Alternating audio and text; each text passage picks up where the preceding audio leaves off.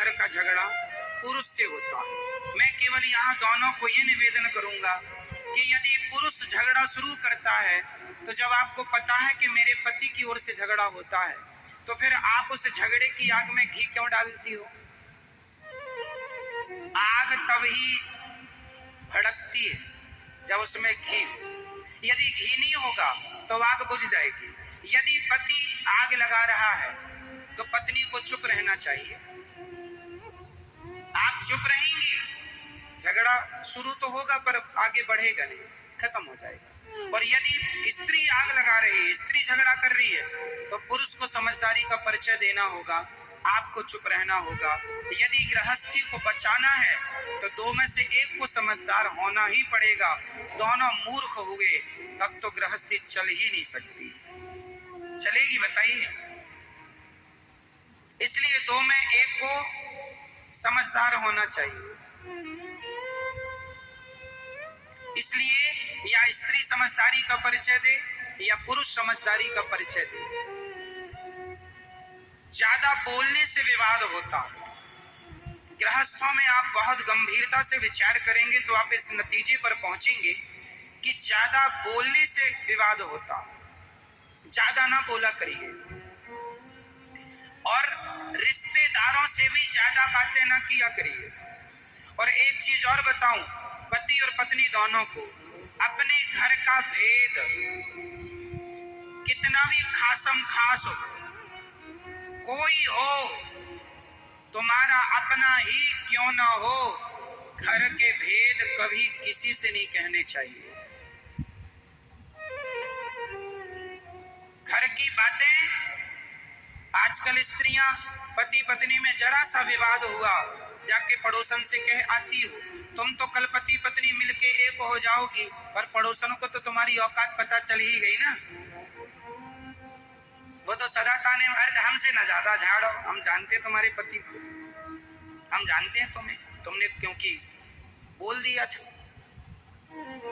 सारे घरों में झगड़े होते हैं, हर घर में। इसका अर्थ ये नहीं कि तुम अपनी बातें जाके पड़ोसन से कह लोगी, रिश्तों में कह लोगी, किसी से ना कहा करो।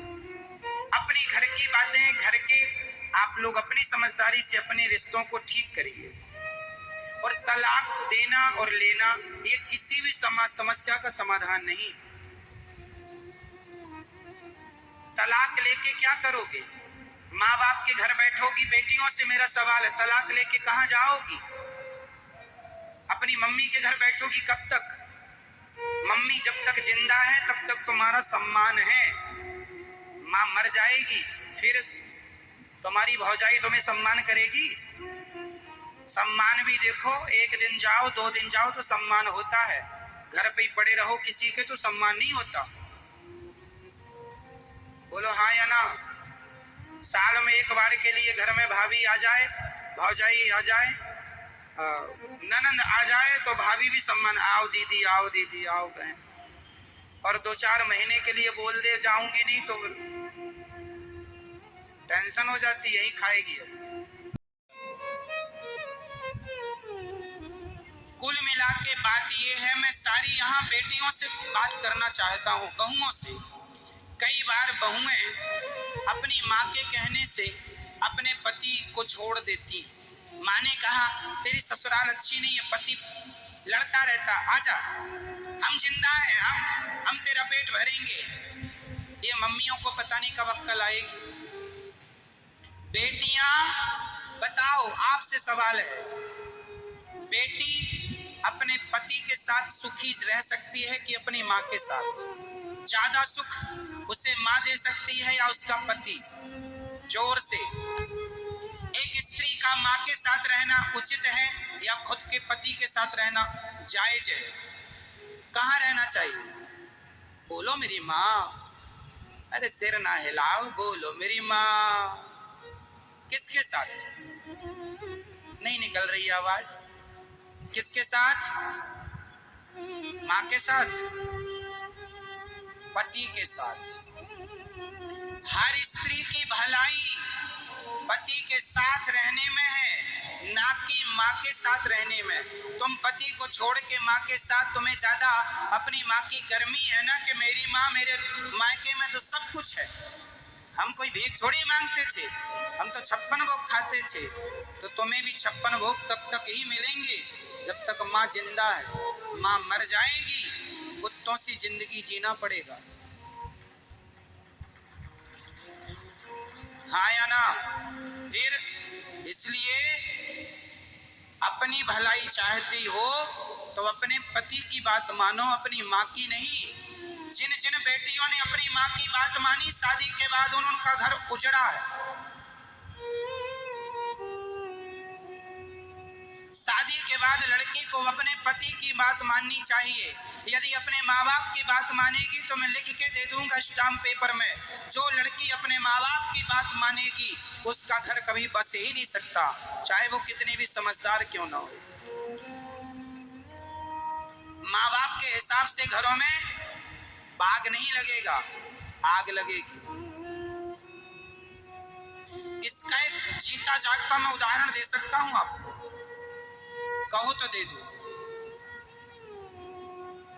दे दूं? तो सुनो, ये कथा मैंने एक दिन सुनाई थी पर इस मुद्दे पर नहीं सुनाई, इसलिए इस मुद्दे पर दोहरा देता हूं। महाभारत का युद्ध एक लड़की के पिता के कारण हुआ है। कौन है वो लड़की और कौन है वो पिता, सुन लो। महाराज शांतनु मत्स्यगंधा पर मोहित हो गए। कथा हमने सुनाई थी, केवल स्मरण कराएंगे आपको, समय पूरी सुनाने का नहीं। केवल इतिहास से हम आपका परिचय कराएंगे कि जिस लड़की ने अपने माँ बाप की बात मानी उसके जीवन में परिणाम क्या हुआ। महाभारत की जननी कौन है, आज मैं आपको स्पष्ट कर देता हूं। भीष्म पितामह गंगा पुत्र हो चुके थे। शांतनु का एक बेटा था, 14 साल की उम्र थी। भीष्म पितामह की उम्र कितनी थी? 14 साल का छोरा था भीष्म पितामह की उम्र। ये गंगा पुत्र थे। शांतनु गंगा जा चुकी थी, अपनी पत्नी के वियोग में ये तड़पते थे।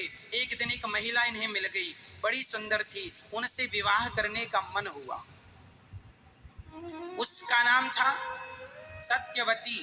मत्स्यगंधा भी कहते हैं, योजन गंधा भी कहते हैं। कई योजन तक उनके शरीर से खुशबू निकलती है, इसलिए योजन गंधा भी कहते हैं।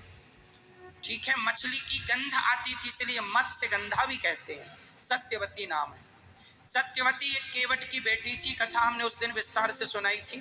तो केवट मतलब लड़की का बाप। चलो, अब लड़की का बाप चला हस्तिनापुर।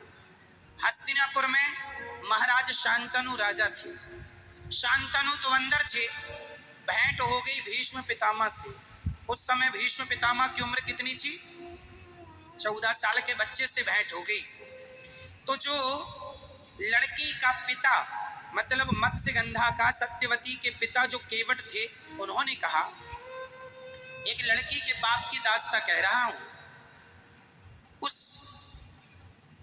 व्यक्ति ने कहा, लड़की के पिता ने कहा कि कहो कुमार, राजकुमार, तुम्हारे पिता का दिल मेरी बेटी में आया है, शादी करना चाहते हैं।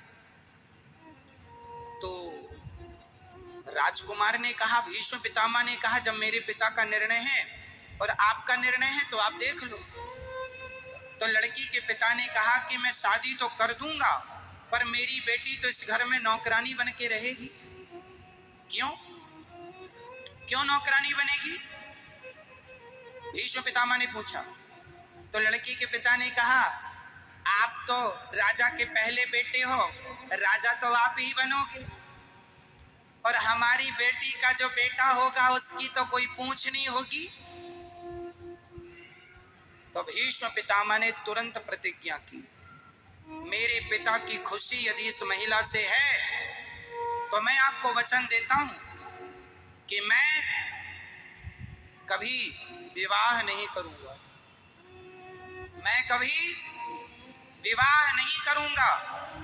और इस गद्दी पर आपकी बेटी से उत्पन्न हुआ बेटा ही बैठेगा।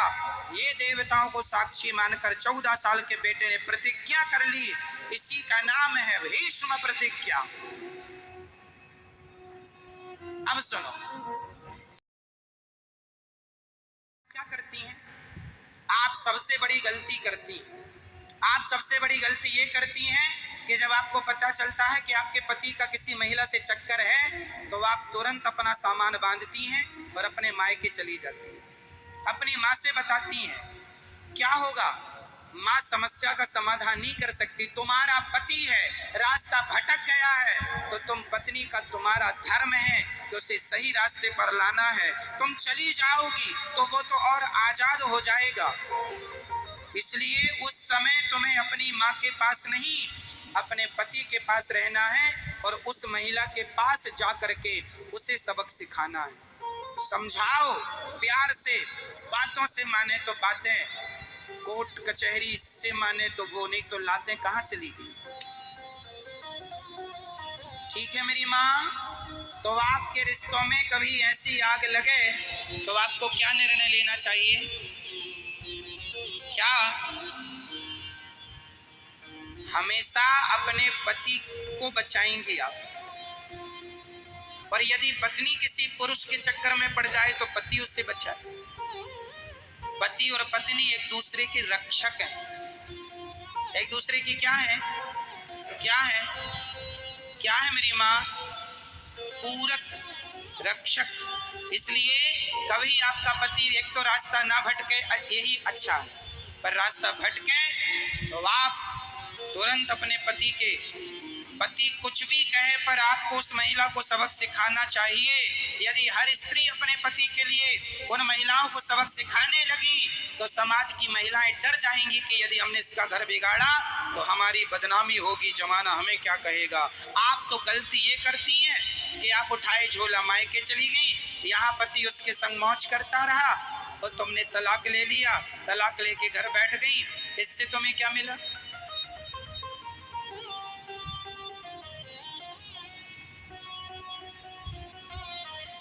तुम्हें ऐसे आदमी के संग रहना है नहीं रहना वो अलग विषय है, बाद में सोच लेंगे। पर अभी तो उसे वो आज के जमाने में न मैया, कुछ स्त्रियां ये धंधा करती हैं पुरुषों को फंसाने का। हो सकता है तुम्हारा पति भी उसका शिकार हो चुका हो। आजकल मार्केट में ये बड़ा धंधा चल रहा है। जो अच्छे लोग हैं उन्हें ये महिलाएं अपने झूठे जाल वाल में फंसाती हैं। हो सकता है उनमें से आपका कोई अपना हो। इसलिए हर पुरुष से मैं निवेदन करूंगा, पराई नारी से सदा बच के रहो। पराई नारी कभी तुम्हारी सगी नहीं हो सकेगी। कभी ना पराई नारी सगी होगी, ना पराया पुरुष सगा होगा। अपनी पत्नी और अपने पति में ही विश्वास करना सीखो। यदि तुमने किसी और के आंसुओं पे चले गए तुम्हारा सर्वनाश हो जाएगा। कुछ महिलाएं कैसे फंसाती हैं? एक महिला एक पुरुष के पास आई, रोने लगी, हमारा पति हमें बहुत मारता है। तो पुरुषों की तो दया बड़ी होती है। अच्छा बहुत मारता, आओ हमारे पास बैठो, कॉफी पियो, चाय पियो। अब वो नारी ने क्या किया, इसे कॉफी चाय पीते पीते ये उसके संग रहने लगा। बड़ा वो रोए कि हमारा मारता, हमें तो प्यार ही नहीं करता। तो ये बैठा है सबका ठेका लेके कि मैं करूंगा तेरे से प्यार, तेरा पति तो करता नहीं है। और ये इस चक्कर में बेचारा बड़ा दयालु बन रहा, अपना विनाश कर रहा। इसकी पत्नियों को पता चला, इसने देख लिया कि ये तो दूसरी महिला के संग बैठा है। तो इसकी पत्नी ने तुरंत कहा, कौन है ये? बोलता है मैंने बड़ा धर्म किया है, बड़ा पुण्य किया है। कौन सा पुण्य कर दिया तुमने? बोले इसके पति ने इसको प्यार नहीं किया, बहुत डांटता है, बहुत मारता है, तो मैं इसको प्यार करता हूँ। अब तुम भी मेरी पत्नी हो और ये भी मेरी है। लो, ये कौन है? इन्हें क्या कहेंगे?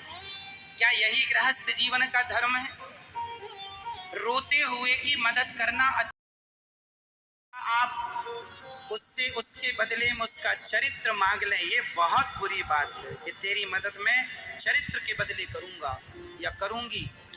इन चक्करों में ना पड़ा करो। समाज बहुत गलत रास्ते पर चल चुका है, बहुत गलत कदम बढ़ चुके हैं लोगों के। समाज में क्या क्या लोग कर रहे हैं कहा भी नहीं जा सकता। क्यों मैया, बहुत कुछ हो रहा है समाज में या नहीं? तो ऐसी गंदगियों से आपको अपने पतियों को बचाना है, अपनी पत्नियों को बचाना है और आने वाली पीढ़ी को, बेटा और बेटियों को बचाना है इस गंदगी से, कहीं आप शिकार ना हो जाए। इसलिए पति पर जब कोई चरित्र का हमला होगा तो सबसे पहले साथ कौन खड़ा होगा? पत्नी। और पत्नी के संग पति, और एक दूसरे के चरित्र की रक्षा करो, एक दूसरे के काम आओ और प्रेम से गृहस्थी निभाओ। एक दूसरे से प्रेम करो, पत्नी पति से प्रेम करे, पति पत्नी से प्रेम करे। जैसे हमारे राम सीता से प्रेम करते हैं और सीता राम से प्रेम करती हैं, और दोनों से प्रेम हो और दोनों पति पत्नी मिलकर दोनों भगवान से प्रेम कीजिए। यही सब गृहस्थ, यही गृहस्थी है मेरी बात। भैया समझ में आई बात? तो गलत रास्ते पर आप तो नहीं जाएंगे ना कभी। तो आप अपने पत्नी से और अपने पति से झगड़ा तो नहीं करेंगे। भैया आप लोग अपने पतियों से प्यार करती हो कि नहीं? बोलो हाँ या ना, बोलो हाँ या ना। करते हैं भैया? हाँ करते।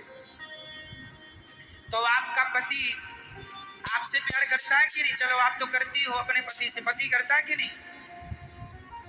नहीं, कभी तो आई लव यू कही होगा उसने, नहीं कहा कभी? मैया पति ने कभी आई लव यू कहा? नहीं कहा। अरे राम राम राम। कहते रहते हैं पर ये मानती नहीं है मैया। आपके पति भी आपसे बहुत प्यार करते हैं। अच्छा, पत्नियों को यही लगता है कि हम प्यार कर रही हैं अपने पति से, हमारा पति तो करते नहीं प्यार।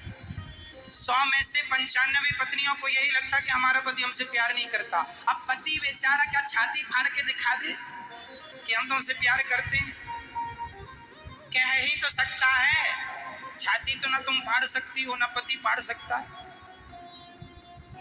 तो इसलिए मेरी माँ, यदि आपका पति आपसे प्यार करता है तो निश्चित जहाँ प्रेम अधिक होता है ना, यदि हम आपसे प्रेम करते हैं तो हम आपको डांट भी सकते हैं।